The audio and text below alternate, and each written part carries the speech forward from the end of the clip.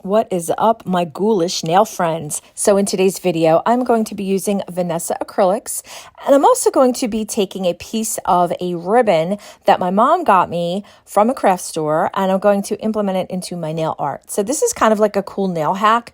I love doing things that are different. If you remember a couple months ago, actually over the summer, I took herbs from my garden, cut them up, and added them as nail art, and it looked really, really cool.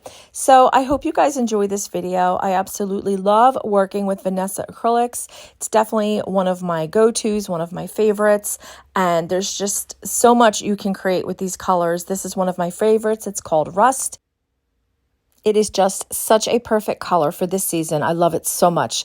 So in the description box below, I will indicate all the products used and also the details to my upcoming giveaway. So don't miss that. I hope you guys enjoy this video. Please like and subscribe, and don't forget that notification bell so you don't miss out on another video or giveaway. Talk to you soon. Bye.